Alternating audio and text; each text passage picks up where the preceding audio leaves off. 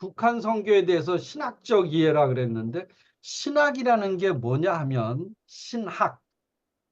사람들은 신학을 학생들한테 물었더니 신앙을 갈갈이 찢어 놓는 게 신학이래요. 아, 그건 그렇지 않아요. 신학은 성경을, 텍스트를 오늘의 현장에 어떻게 이해할 수 있는가가 길을 가르쳐 주는 게 신학이에요. 그래서 성경을 현장에 어떤 원리로 성경을 봐야 되는가. 그게 신학이기 때문에 신학을 통해서 사람들은 성경 말씀을 현장에 적용하게 되는 거예요. 신학이 없으면 성경은 현장에 적용하기가 상당히 힘들어져요. 사람마다 다르니까.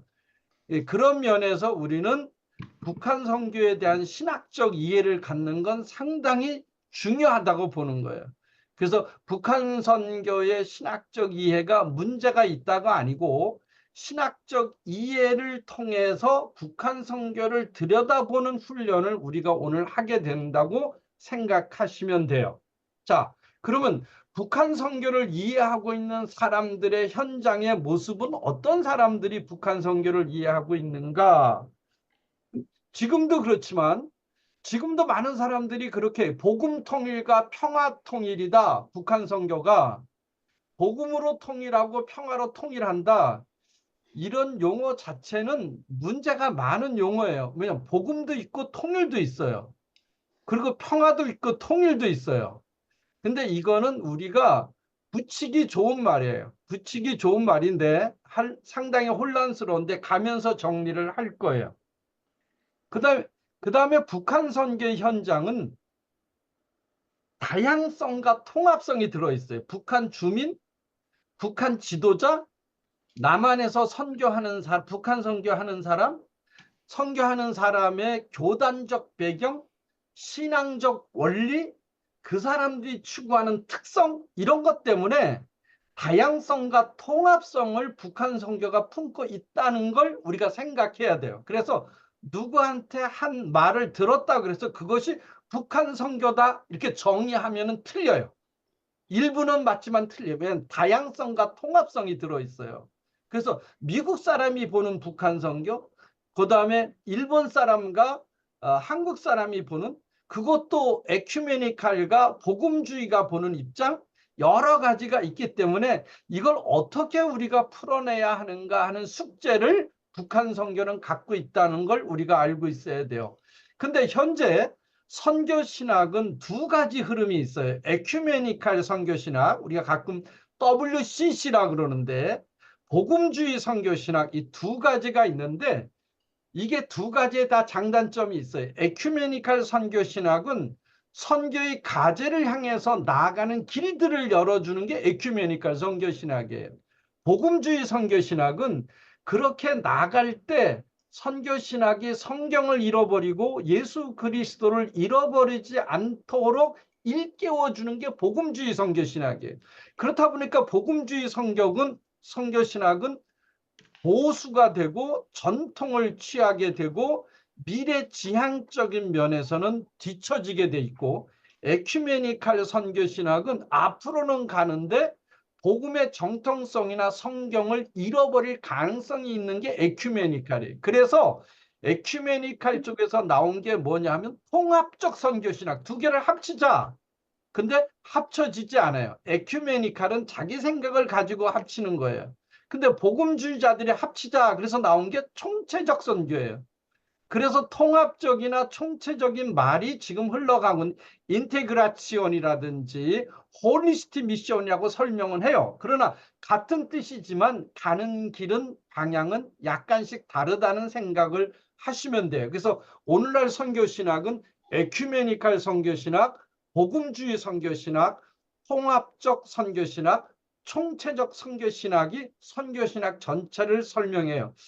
여러분들 복음주의가 뭔지 알아요? 복음주의라고 하는 거는 복음으로 산다, 성경으로 산다는 게 복음주의예요. 이게 1320년경에 위클리프에서 시작된 거고 위클리프는 누구냐면 영국의 복음주의 학자고 성경대로 살자. 그리고 그 다음 나온 사람이 얀 후스예요. 체코에서 있던 1415년에 죽은 얀 후스, 그 사람도 성경대로 살자고 얘기해요.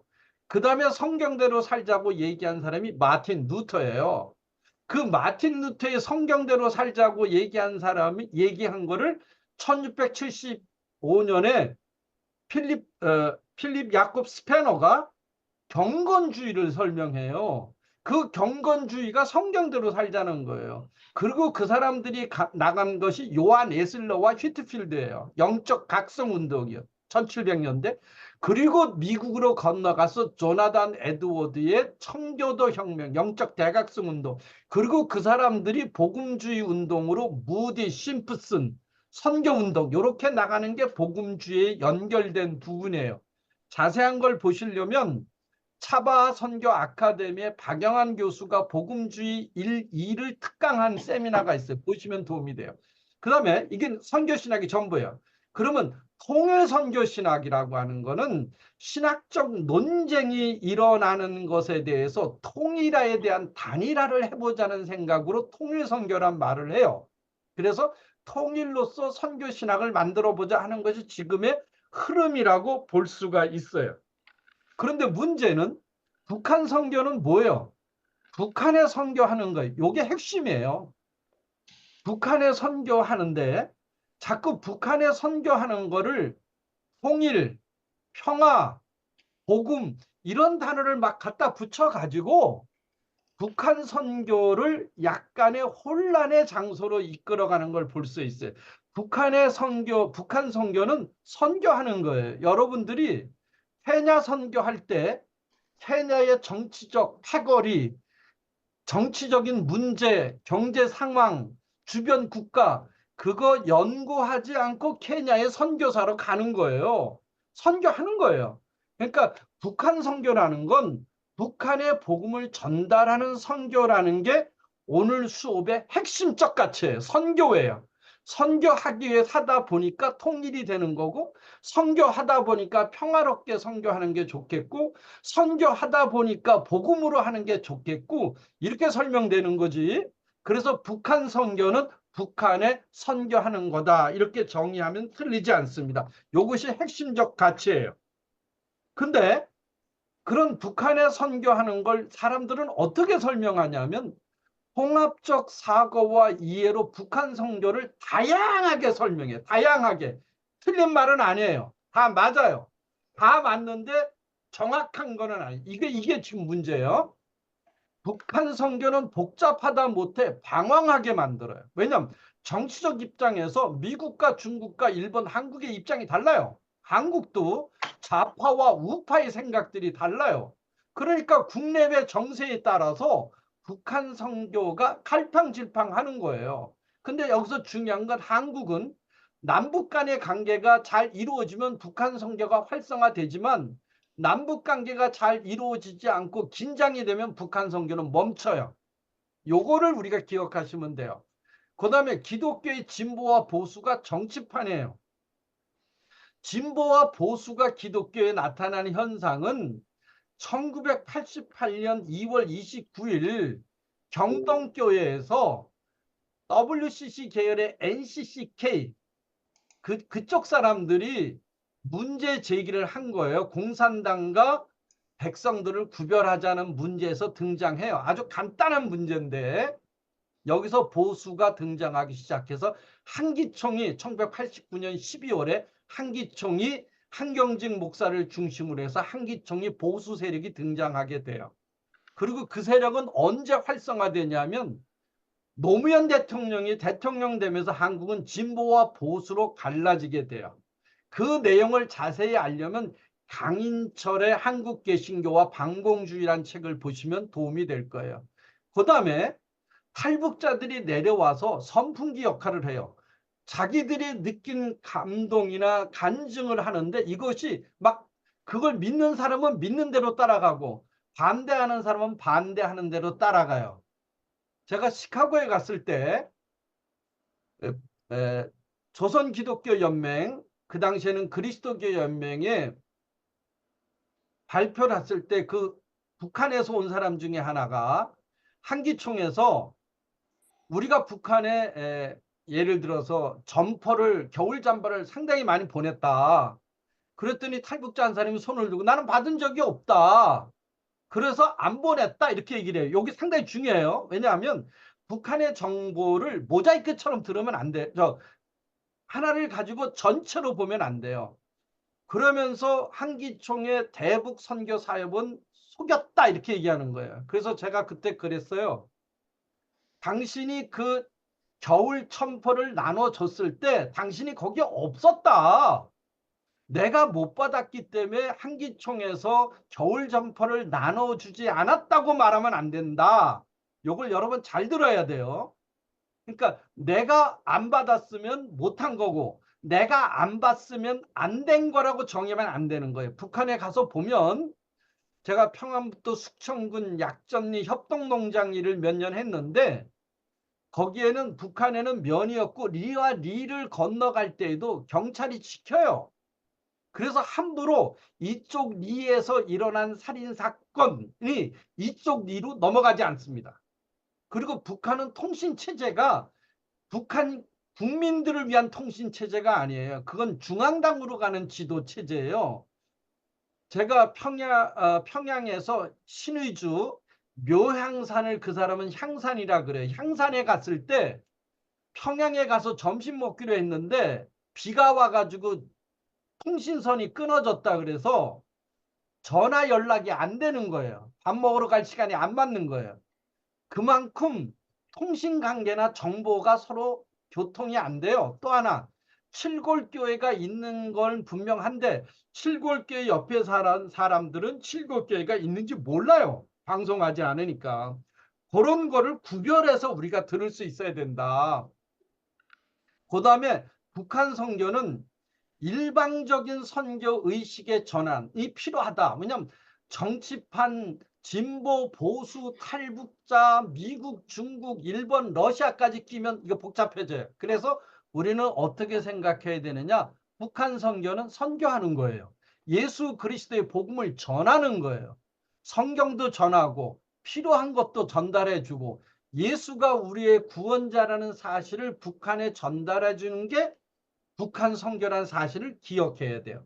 일방적 선교. 그 다음에 북한 선교 유형은 어떻게 되냐면 대북 지원 사업에서 시작이 돼요. 물론 그 전에 김창인 목사님이 북한의 백두산에 그 나무를 찍어서 십자가를 세우고 충영교에서 그래서 1972년에 씨앗 선교회로 처음 시작이 됐어요. 그때 북한 선교라든지 통일 얘기하면 간첩이었어요. 유성환 국회의원이 우리의 국시는 반공이 아니라 통일이다. 그거 국회의원이 얘기하다가 잡혀갔을 때예요. 그때부터 시작이 된 거예요. 그런데 우리나라가 공식적으로 북한 선교 유형이 형성된 거는 북한의 그 고난의 행군, 그러니까 고난의 행군 1994년 95년 고난의 행군에 시작이 되면서 굶어 죽는 아사자가 뭐 350만 명이라는 설도 있는데 그 사람들을 돕는 사역에서 대북 선교의 작업이 시작이 됐어요. 그러면서 직접으로는 몰래 성경도 갖다 주고 지하교회 사람들도 섬기고 이런 일들이 나타나기 시작했어요. 그래서 처음에는 대북 지원 사업으로 5개 창구에 적시다사도 있고 뭐 아태연맹도 있고 여러 가지가 그 창구들을 통해서 보내다가 이제 부정적인 평가가 일어나기 시작해요. 우리가 대북 지원 사업을 하게 되면 정부에서 70 내지 80%의 지원금을 받아요. 그런데 그 단체들 간의 그 지원금 때문에 갈등과 대립의 형성이 돼요. 제가 평양 순환비양장에 있을 때 지원 단체들끼리 서로 싸우는 걸 여러 번 봤어요. 그리고 서로 일을 못하게 북한 사람들한테 얘기하는 것도 많이 들었어요. 2006년인가요? 제가 북한에 갔을 때 이병동 목사님이 북한 선교위원회 초대위원장 했을 거예요. 그 이병동 목사님이 조선 그리스도교 연맹하고 성결교단이 같이 일을 하면 좋겠다고 저보러 편지를 써줬어요. 전달하라고.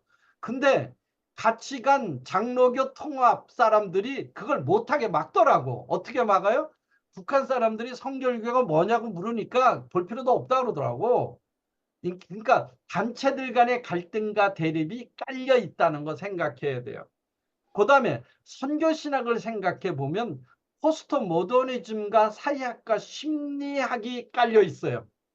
여러분, 그 포스트 모더니즘은 언제 등장하냐면 1960년, 50년대, 60년대 등장하는데 2차 세계대전이 끝나면서 사람들의 학살하고 잔인함을 생각하면서 세계는 사회학과 심리학을 다루기 시작했어요. 사람이 대체 뭐냐? 어떻게 사람들을 이렇게 학살할 수 있느냐? 그러고도 우리가 어떻게 이렇게 살아남을 수 있느냐?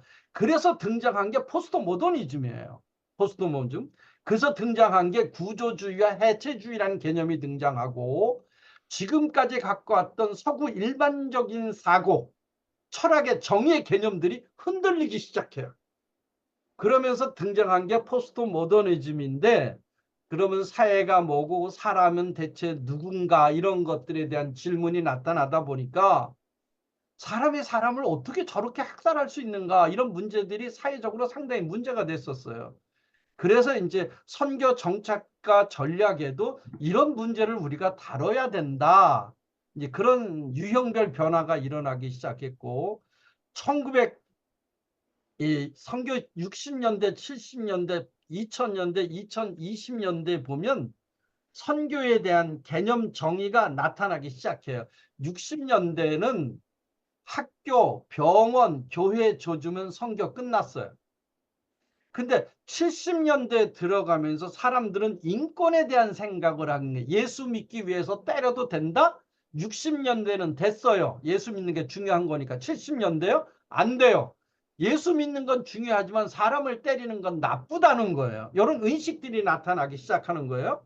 그 다음에 2000년대 등장하면서 복음과 삶에 대한 얘기를 나누기 시작해요. 통합적, 통전적 얘기가 이제 연결이 되면서 그게 정리하게 되고 그다음에 이제 2020년도에 등장하면서 무슨 정의가 나타나기 시작하냐 하면은 선교라는 것은 대체 뭐냐? 선교라는 건 모든 사람들의 삶 속에 하나님의 나라 그러면 하나님의 말씀이 통치하는 걸 얘기해요. 그러니까 하나님의 말씀이 통치되고 하나님이 다스리고 하나님이 역사하는 것을 우리는 선교라고 정의한다. 이렇게 우리가 정의를 하게 되는 게 앤더슨의 정의라고 생각이 되어집니다. 그렇게 해서 선교는 통합적으로 하는 일을 선교 신학의 과제라고 정의하자. 이것이 이제 형성됐었어요. 그 다음에 그러다 보니까 그럼 선교 신학의 다양한 여러 영역, 정치, 경제, 뭐 복잡한 유형, 대북 지원 사업, 직접이냐, 간접이냐, 포스트 모더니즘이냐, 시대별로 선교 신학을 이해하는 것들이 다르지 않냐? 그럼 이거를 어떻게 우리가 이해를 해야 되느냐? 다르다고만 얘기하는 게 아니라 어느 쪽으로 이것을 가야 되느냐?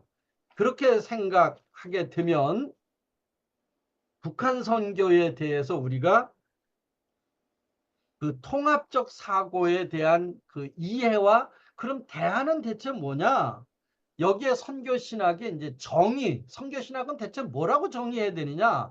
정의가 돼야 북한 선교를 정의할 수 있어요. 정의 없이 우리가 북한 선교를 말할 수는 없어요. 저는 독일에서 공부했는데 독일 사람들은 무슨 얘기를 할 때마다 정의에 대한 얘기를 먼저 해요. 개념. 몇 년도부터 몇 년도 사이에 있었던 개념 정의서 시작하고 그걸 오늘날에 그걸 설명하려고 노력하는데 다른 데는 이걸 막 전부 다 합쳐가지고 설명하니까 우리들한테 상당히 혼란스러워진다고 볼 수가 있어요.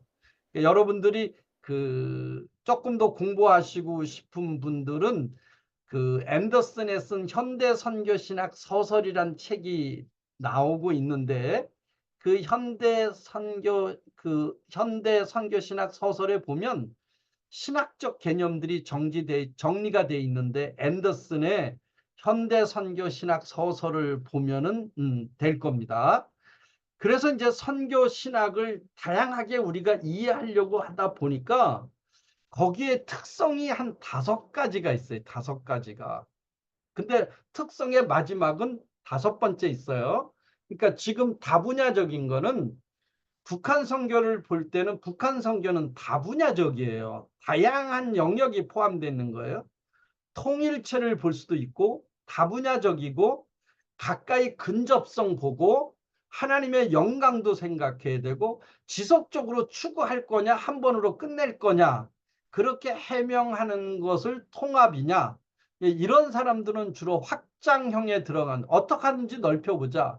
선교사들이 선교지에서 추방하는 게 나아요? 아니면 조금 늦게 하더라도 복음을 강하게 안전하더라도 거기에 남아있는 게 나을 건가? 남아있는 게 나아요. 떠나면은 소용이 없어요. 그 남아있는 걸로 성공한 사람이 허드슨 테일러예요. 믿음 선교했던 허드슨 테일러가 오늘의 중국 기독교의 기반을 그 사람들이 만들었어요. 문화혁명 때 믿음 선교 페이스 미션의 사람들이 수백 명이 죽었어요. 중국 사람한테 맞아 죽었어요. 찢어 죽이고. 그래도 그들이 죽음으로 거길 지켰기 때문에 오늘날 중국 기독교가 탄탄하게 서서 가는 거예요. 그들이 지켰기 때문에. 내가 그 상대방을 선교 사역이 왜 중요하냐면 선교지에서 선교사들이 죽으면서도 예수를 전하는 건요. 상대방을 감동시키는 거예요. 그래서 기독교는 순교의 종교라 그러죠. 죽으면서까지 이 얘기를 하는 대체 저 인간은 뭐냐? 그래서 순교를 통한 기독교의 확장의 역사가 선교 역사입니다. 그거를 우리가 생각해야 돼요.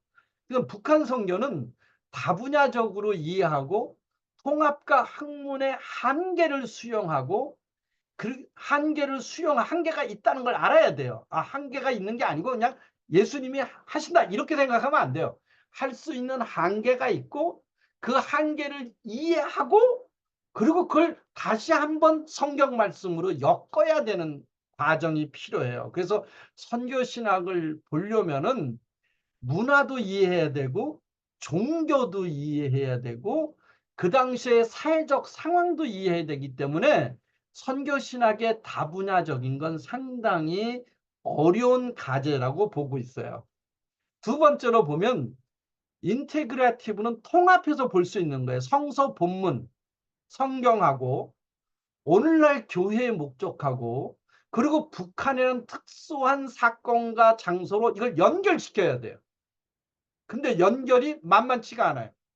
그 연결시키는 사람마다 신앙 고백에 따라 다 달라요. 그럼 성경은 뭐라고 얘기하냐 이거예요. 교회를 통해서 북한에 복음을 전하라고 얘기하는 거예요.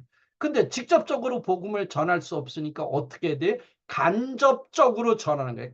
먹을 것을 줄 때 간접적으로. 나는 목사요.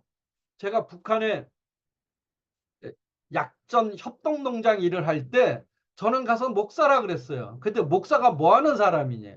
제가 한국기독교통일연구소 소장이에요. 그럼 거기서 뭐 하는 거냐? 그 설명해 줬어요. 목사는 예수 믿게 하고 그래서 그 사람들한테 내가 들었던 신앙의 간증을 해줌으로써 그 사람들이 예수를 발견하게 되는 그런 기회는 얼마든지 할 수 있었어요. 그 대신 예수 믿으라고 하는 얘기는 못해요.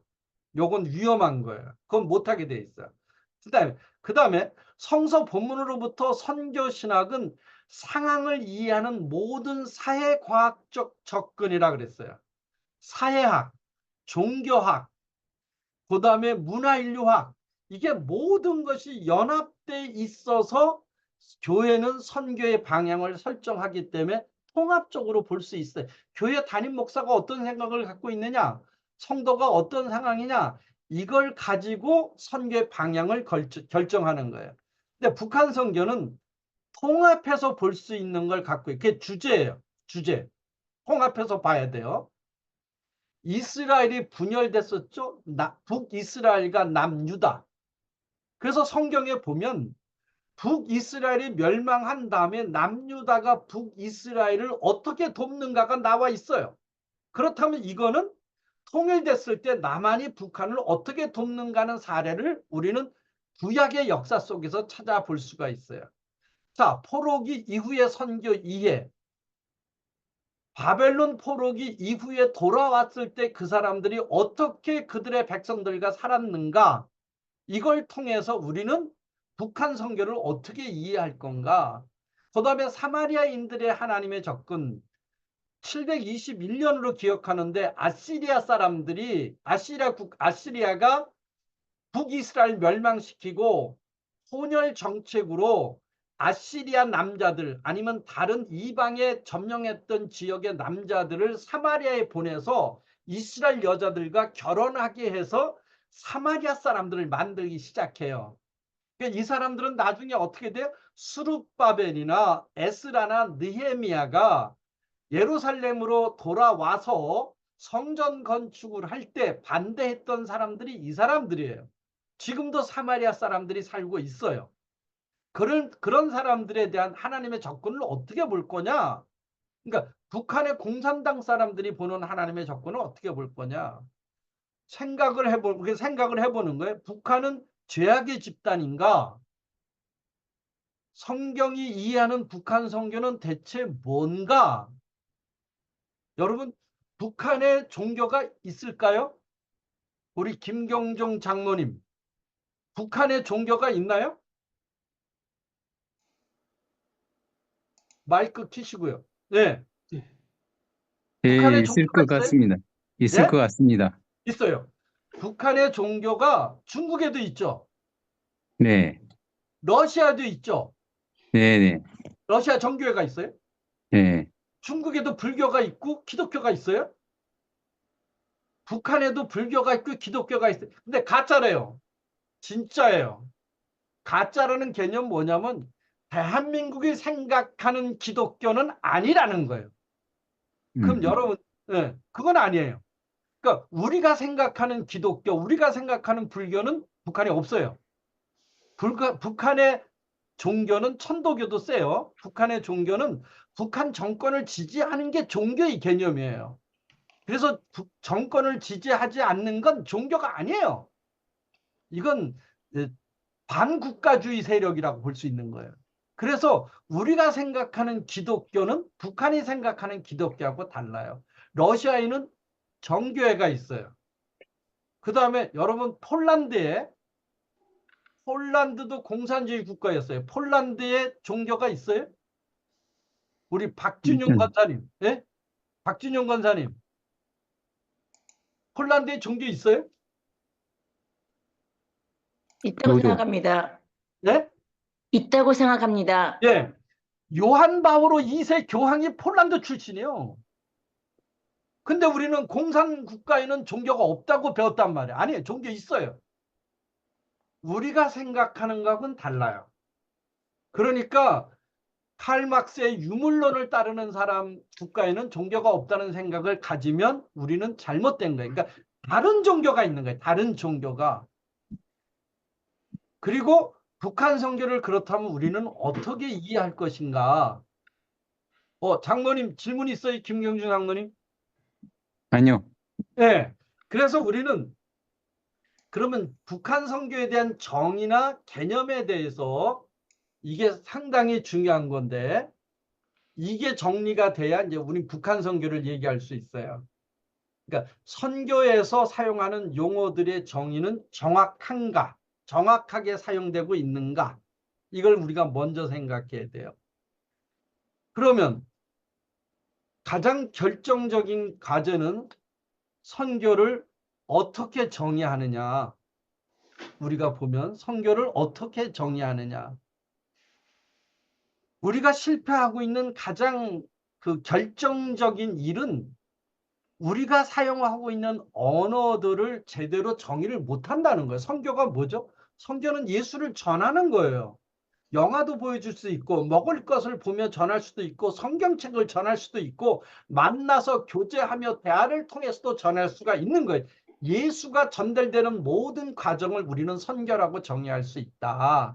그러니까 어떤 때는 물건을 주면서 예수 믿으세요 말을 못할 수도 있고 어떤 사람은 예수 믿으세요 말하고 물건을 전달해 줄 수도 있어요. 이 모든 걸 다 우리는 선교라고 정의할 수 있어야 된다. 그 말을 북한 선교를 우리가 가장 결정적인 관계가 정의라고 그랬어요. 북한 선교의 정의는 북한을 어떻게 이해할 거냐. 6.25 전쟁, 공산주의 유물론 반기독교적으로만 설명할 거냐. 이것도 생각해. 요거는 주로 나이 드신 분들, 월남한 사람들은 북한에 대해서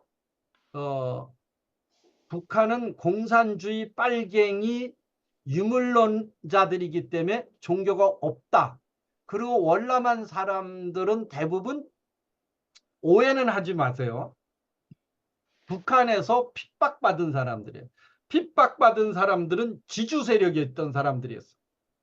또 하나는 여러분 북한을 보면 평안남북도와 항해남북도가 있어요. 근데 함경남북도하고 평안남북도인데 북한에서 잘 사는 사람은 평양남북도 사람들이 많아요. 그 이유는 중국을 통해서 새로운 문물을 받아들이는 사람들이 주로 그쪽 사람들이, 지주 세력들도 그쪽이 많이 형성됐어요.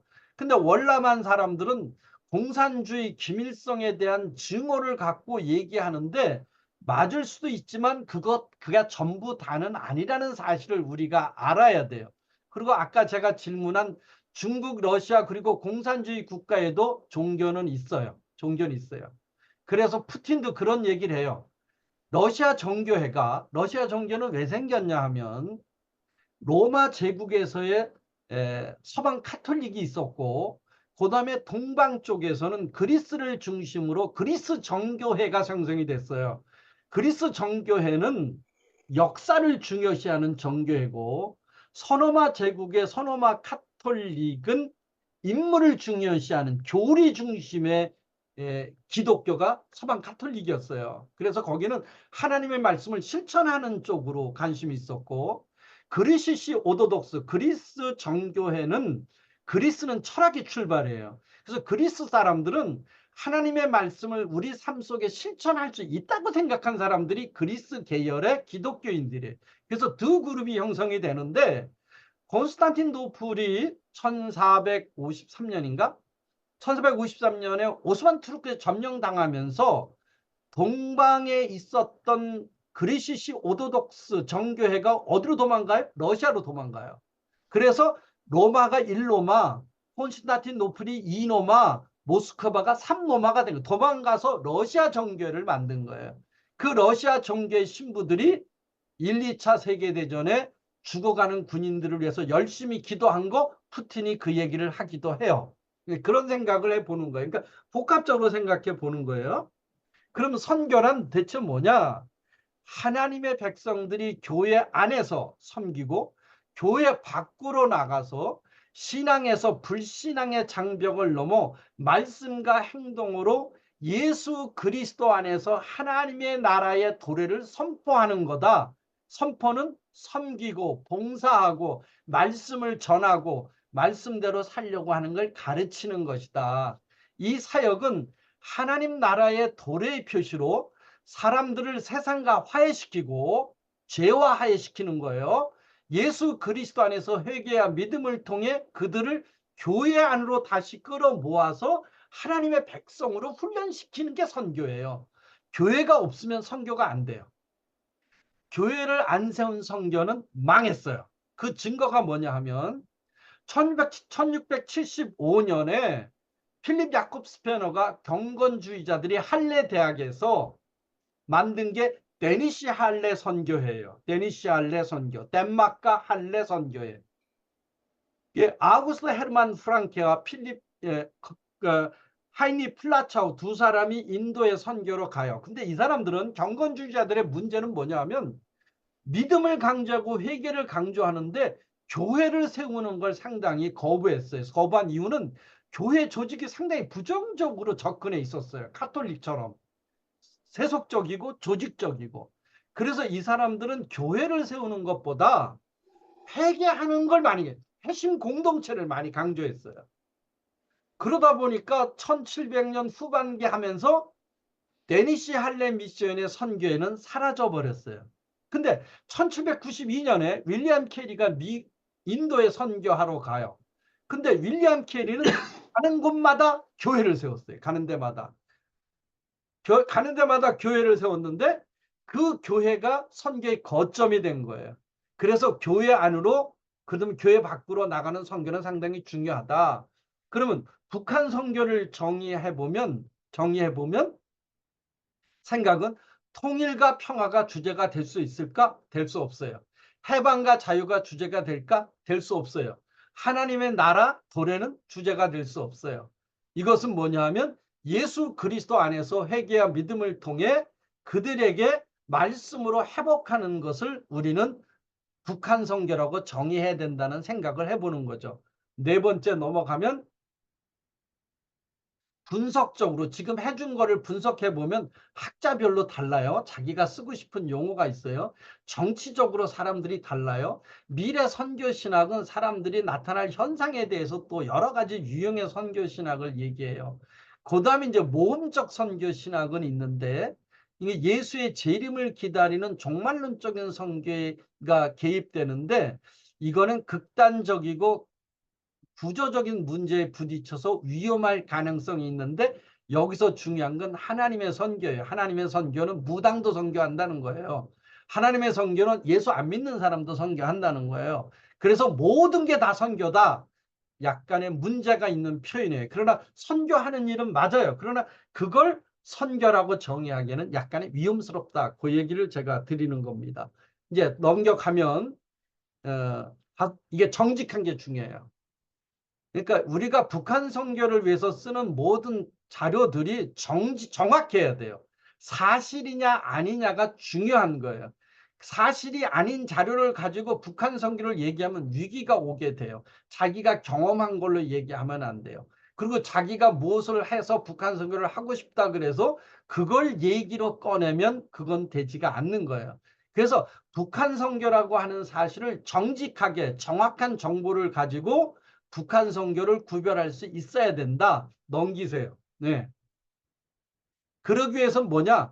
신뢰할 만한 자료가 있어야 돼요. 근데 북한에 나온 자료는 전부 다 홍보 자료가 많기 때문에 신뢰할 수 있는 자료가 별로 없어요. 그 유엔에 보고하는 자료도 북한 정보 홍보용이에요. 그래서 우리가 볼 수 있는 건 그런 자료들을 비교 분석하는 거예요.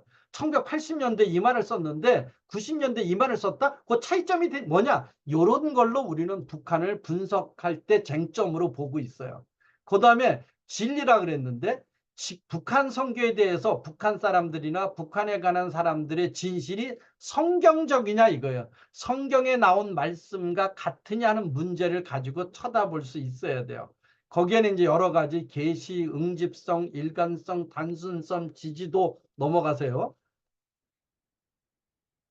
한 10가지가 있는데 이건 여러분들이 나중에 읽어보시면 될 거예요. 넘어갑니다. 예. 그래서 북한 선교를 우리는 정직하게 봐야 돼요. 그냥 북한 선교 신학을 결정하는 복잡하고 혼란스럽고 혼동이 오는 영역이니까 그걸 정직하고 신뢰할 만한 가치의 기준이 있는가, 증거가 있는가, 이거 비교 분석하는 기준점이 있어야 돼요. 저는 그 기준점을 선교에 맞춰요. 선교. 북한에는 복음을 전하는 것이다. 북한 선교를 진영 논리로 평가를 하면 안 돼요. 그 바탕에서 대부분 논의가 되는데 이건 실수하는 거예요. 성경을 기준으로 해야 돼요. 북한 선교에 동원되는 북한 자료는 사실상 신뢰하기 어려워요. 대부분이 다 북한의 홍보 자료입니다. 우리가 볼 수 있는 건 유엔에 제출한 북한 자료인데 그런 것도 객관적으로 비교 분석하는 정도지 북한에 나온 자료는 신뢰할 수가 없어요. 왜냐하면 거짓된 자료가 거의 태반입니다. 넘기시죠. 그러면 우리가 이제 복음통일 선교 신학이란 말을 하는데 북한을 다양하게 이해하고 받아들임으로 북한 선교를 정의하기는 힘들어요. 힘듭니다. 그리고 그것을 우리가 통합하고 정리해서 확정해야 돼요. 그래서 선교신학은 규범적, 서술적, 종합적, 통합적이라 그러는데 이 말도 여러분들이 어려워요. 이걸 한마디로 얘기하면 성경적이냐 하는 부분에 집중하면 돼요. 교회 선교는 성경적이고 신학적인 사고를 갖고 있어야 돼요. 그래서 교회를 떠난 선교는 저는 존재하지 않는다 그래요. 그래서 교회 중심의 하나님 예수 그리스도의 말씀을 심어주는 것을 우리는 선교해야 된다. 첫 번째가 선교 실천으로부터 추상화되어서는 안 된다. 구체적으로 하나님의 말씀이 뭔가를 그들에게 설명해야 되는데 설명한 건 어려운 일이다. 그 다음에 교회 선교의 예, 마음과 머리, 손 이걸 예수 그리스도와 연결해서 설명할 수 있어요. 빵을 줘도 예수, 책을 줘도 예수. 어떻게 이것이 구원하고 연결할 수 있는가를 찾아보는 게 상당히 중요한 거예요. 이거는 상황마다 달라요. 그래서 그거는 전도자, 선교사가 따라 달라질 수 있다. 그다음에 하나님의 백성들이 세상에서 하나님의 선교에 참여하도록 이건 뭐냐면 온 몸과 마음과 정신을 다 합쳐서 예수 그리스도의 삶을 전달해 주는데 북한 선교는 여기에서 민족 복음화라고 보는 거예요. 그리고 이제 우리가 쓰다 보니까 북한 선교 용어 어떤 논쟁에서도 살아남을 수 있는 유일한 용어는 복음 통일 신학이라는 거예요. 저는 복음으로 통일하자는 걸 정의하는 건 민족 복음화예요. 그러니까 복음 통일이 뭐냐? 제가 이걸 주장하는 학자들에게 물었더니 몰라요. 박영환 교수가 찾아보라 그러더라고요. 근데 복음 통일 신학은요. 민족 복음화 신학이에요. 북한을 복음화하다 보니까 통일이 되는 거예요. 거기에 보면 한 10가지 학문적 이론이 있어요. 고통의 신학, 십자가, 해방, 민족, 화해, 용서, 상황화, 디아코니아, 평화, 통일, 희망 이걸 전부 다 합쳐가지고 북한 선교라고 정의하는 거예요. 그래서 민중신학은 북한 선교냐? 그건 아니에요. 북한 선교가 민중신학이 될 수 있는 거예요. 뒷장 넘기죠. 한마디로 말하면 이 10개의 신학은 북한 선교 신학과 직결돼야 돼요.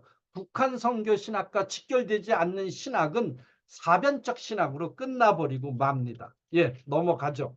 이것도 읽어보십니다.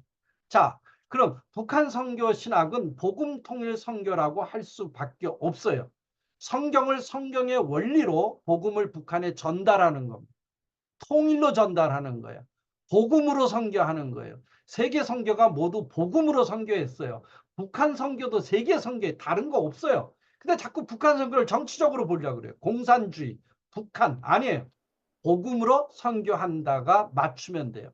세계 선교는 복음화이고 복음적인 삶을 통해서 선교를 증거하는 겁니다. 그래서 저는 그 북한 선교를 뭘로 얘기하냐? 목회적인 선교. 목사님들이 목회하듯이 삶을 통해서 북한에 보여주는 선교를 해야 되지 않느냐. 근데 이건 불가능해요, 지금요. 갈 수가 없어요. 그러니까 우리가 할 수 있는 건 뭐냐? 할 수 있는 모든 방법. 그러니까 해외 살고 있는 북한을 지원하는 대북 지원 사업을 하는 단체들이 많아요. 그들을 도와주는 거예요. 도와줄 때 들어가서 얼마든지 그들에게 예수를 전할 수 있어요. 예수를 전할 때 잡혀간다고? 아니에요. 성경책을 들고 못 들어간다. 아니, 얼마든지 갖고 들어가요. 저희가 칠골교에 톰슨 성경을 한 2, 300권을 갖다 줬어요. 근데 그걸 전달식은 안 해요. 들고 가서 예배 보고 그 칠골교회 앞에다가 놓고 그냥 나오는 거예요. 그럼 그 사람들이 쓰레기통에 집어넣든 갖다 읽어보든 뭘 하든 하는 거예요. 옛날엔 거기다가 100불씩 넣어서 줬어요. 근데 그렇게 공개적인 건 그 칠골교회 성도들이 못 가져가요. 공산당 애들이 다 걷어가요. 그래서 걷어가는 사람은 볼 거 아니에요. 그리고 칠골교회 교회가 가짜라고 그러는데 아니에요. 성도는 가짜지만 그들은 성경을 제대로 배우고 있는 사람들이에요. 그리고 칠골교회 김병로 박사가 가정교회 사람들을 만나봤는데 그 아버지의 신앙의 연배들이 있는 사람들을 많이 알고 있더래요. 그러니까 북한의 칠골교회 봉숙교회 성도들은 부모 때나 할아버지 때에서 예수 믿는 사람들 중에 공산당 정신이 확실한 사람들을 데려다가 칠골교회 봉숙교회 성도를 만든 거예요. 공산당 머리가 확실히 들어가 있는 사람이죠. 그러니까 그거를 가짜로 보기에는 어렵다. 거기서 설교하는 것들이 칠골교회 성도 한 사람이 탈북을 해서 남쪽으로 넘어왔어요. 그때 칠골교회에서 1년 동안 설교한 설교집을 갖고 내려왔는데 남쪽에서 설교하는 것과 동일한 것을 발견하게 돼요. 자, 그 다음 복음통일 선교신학이라는 건 오직 북한 선교로 통일의 가업을 달성한다. 같은 언어를 쓰기에 세계 선교와 다른 것 같으나 사실은 같다. 성경대로 예수의 말씀대로 복음을 전하고 복음대로 삶을 보여주는 것, 복음대로 실천하는 거다. 근데 선교 현장은 항상 어렵습니다. 그 사람들이 미사일 쏘고 핵실험 했을 때 가서 물어봤어요. 야, 미사일 좀 안 쏘면 안 되냐? 너희들이 핵실험하고 이런 거 하다 보니까 너희들을 지원하는 사업에 상당히 우리가 어렵다 그랬더니 그 군부 애들이 쏘는데 말 안 듣습니다 그러더라고요. 그러니까 그런 걸 보고 대북 지원 사람을 할까 말까 아니에요. 하나님이 역사한다고 생각하고 우리는 미사일을 쏘든 핵실험을 하든 우리가 할 수 있는 건 북한에 복음을 전해야 된다. 그러니까 거짓말하고 분노하고 폭행하고 죽인다 해도 우리는 선교해야 되는 겁니다. 바울이 그 길을 갔어요. 로마에 대항해서 바울이 창을 만들거나 군사훈련을 시키거나 공격하거나 로마 군인을 살해하지 않았습니다. 전단지 살포도 하지 않았어요. 오직 성경의 원리를 통해서 성경의 방법을 통해서 예수가 구원자라는 사실을 전달한 바울의 모습에서 우리는 북한 선교를 배워야 된다. 명칭은 복음 통일 선교나 통일 선교는 같은 뜻이나 사용 방법이 달라요. 북한 선교로 통일하자는 것이고 복음 통일 선교 아래에 통일 선교, 평화 선교, 하해 선교 등이 존재할 수 있지만 이것을 우리가 북한 선교라고 하기에는 약간의 문제점들이 있다. 이걸 생각해 보셔야 돼요. 넘겨주시죠. 예. 그다음에 이제 용어에 대한 변화, 희망 이런 여러 가지 한 거는 다양한 용어들은 맞지만 상황에 따라 맞기 때문에 그 상황을 떠나면 이 용어들은 쓸 수가 없어요. 그러니까 이해는 되지만 정의하기는 어렵다. 북한 선교신학의 접근가에 보면 북한 정권, 북한 국민, 국제 정세, 우리나라 국내 정치 이걸 다 합쳐서 북한 선교를 이해해야 된다. 지금 할 수 있는 방법은 지원사업, 교육사업, 의료사업이다. 북한 선교는 정치적 편견과 선입견을 정리하고 좌우, 진보, 보수 그걸 정리하고 북한을 위해서 선교를 하는 것이다. 이것이 북한 선교 신학이며 북한 선교이다. 네. 그다음 마지막 총정리. 예. 마지막 총정리. 그게 마지막입니다, 교수님. 그게 마지막에. 예, 그래서 우리가 생각할 수 있는 거는 생각할 수 있는 거는 마지막 총정리 한번 보여주면 총정리. 예. 우리가 생각할 수 있는 거는 여러 가지 용어로 이해될 수는 있지만 북한 선교를 하나로 정의하는 거는 북한의 복음을 전하는 거다.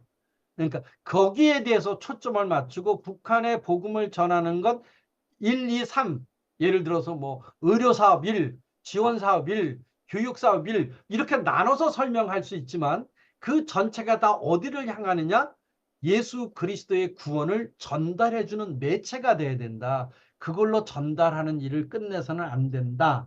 그런 각도에서 우리는 북한 선교를 하는 여러 단체들을 다 지원하는 사업도 해야 되고 왜냐하면 직접 사역을 못하니까 지학교의 사역도 해주고 할 수 있는 모든 역량을 동원해서 북한의 복음이 들어갈 수 있는 길을 만드는 게 오늘날 북한 선교 신학이 이해하고 접근해야 될 길이다. 이상으로 마치겠습니다.